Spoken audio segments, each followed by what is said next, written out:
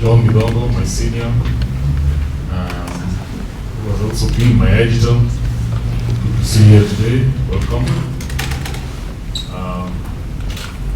Colleagues, I see many interesting faces in the room. Allow me to pick on a few. I see Rosemary, who I still believe has not yet been celebrated in our media, yet she made the media as we know it by hand. She was very instrumental in the establishment of the Kenya Press Guild. She was also very instrumental in the establishment of the Media Council of Kenya. And for that, we are forever grateful. Thank you, Rose. I see many men of letters. Professor Levy, Professor George. I think many practitioners today have been molded by your hands. And when they do well, I imagine that you sleep well. Thank you.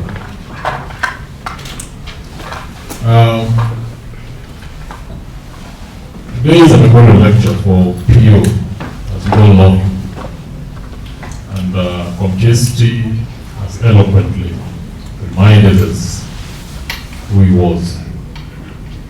But more importantly for me, it's also an opportunity for us as a profession and as an industry to take a moment and reflect on the purpose of being. Why do we wake up and do the things that we do? And what contribution can we make to the progress that the people we serve deserve and have a right to? And I think in PO's professional journey, there are many pillars that we could pick on and use to frame and evaluate what we are currently going through. I'll pick a few. The first one is freedom of expression. And the best definition of that is the right to be wrong. That I may not agree with you, but I should be able to defend your right to have your own idea and to share it without fear or favor. It should be interesting that that should come up at a time when there's a contest of ideas in the name of elections. And there are also questions as to whether we as a profession, we as an industry, are doing service to all the protagonists in the elections. And I want to believe that that should be one of the questions that we have to clearly confront. Because some of the competitors in that scene have so eloquently challenged us and accused us of bias. But we must develop this conversation from the role of journalism as we see it today. And I want to believe and share that the first role of journalism in the year 2020, and the role that we must hold dear, is the right to offend. That unless you're pursuing and driving stories that someone somewhere would rather were not published, then we haven't done our job yet. But it's not a story unless it's based on facts. The second one, given the reality of disruption by technology and the effects that has done, especially when it comes to the manufacture and distribution of disinformation, we have a duty and service to truth. We owe service to the truth. And as journalists, we then must make it our duty to fight and to debunk disinformation. Because that then will elevate the trust of journalism and the trust that the public has on the news media especially. the more trusted we are, the more credible.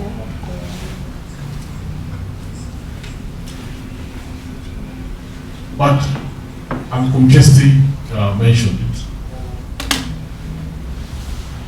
The whole place of public intellectualism, the willingness and the ability to engage and to drive public discourse on questions and on matters of concern to our people, and to sometimes stand with and for ideas that may for the moment seem unpopular, but ultimately are the right ideas.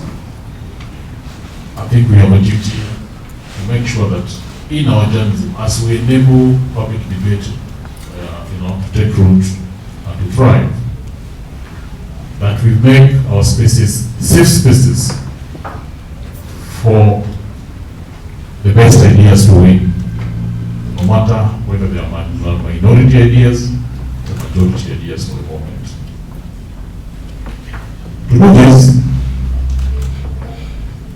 especially those of us in positions of leadership in the media, we have a duty to enable and to encourage a fraternity that cares about journalism ethics, that cares about values that drive democracy.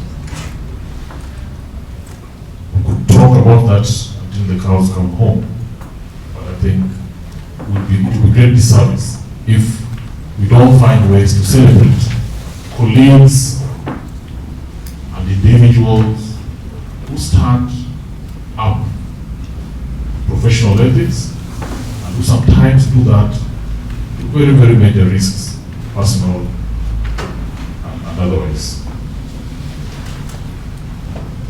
But as we do that, we must also have the courage to call out colleagues when they go wrong, to call out,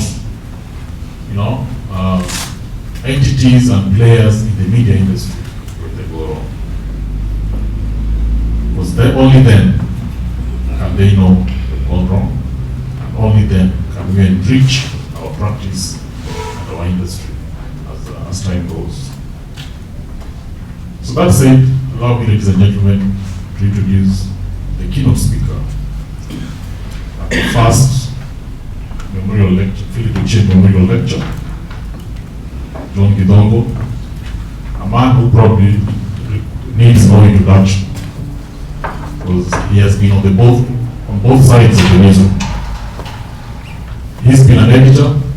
I should know that because you might not know this, but when I was a young man, it's amazing today I can say that when I was a young man. When I was a young man, I was a correspondent in Kisumu, and as all correspondents go, one of the biggest struggles usually is how do you stretch your pay? How do you get a bit more sense? So I used to moonlight, and one of the editors I moonlighted for is John Gidongo. At that time, he used to edit an Eastern Africa publication. Was it East Africa Chronicles? East African Alternatives. Alternatives, yes. Fairly quality publication then. Highbrow, and it was signed only by serious people. But it paid very well. One article in that publication used to fetch me more than I would earn in a month. And through that, it enabled me to swim in some good waters that eventually got me very, very interesting trophies, some that I wanted to celebrate today. But he's also been in the news. So he's been on the side where he's leading newsrooms and managing journalism, deciding what stories go, how they go, when. But he also been on the other side where he was being covered. He became the subject of journalists, so he could see us from the other end. So I think it is fitting that the first lecture is given by an intellectual who understands how the media works, but has also been subject of the media. Because I believe that then gives you, John, a unique place to give it back to us, hold that mirror to us, so that as we remember Philip, we also ask ourselves, how well, how poorly are we doing? What opportunities exist that we take advantage of? Especially now, when many of those who we serve believe they're entitled to their own truths. And sometimes when we give them a truth that is not consistent with what they think it is, they turn us into enemies and they would rather we didn't exist. But we also know that many people in this town are happy when we fail to do the job that we need to do. So I'm sure some ideas along those lines would be useful.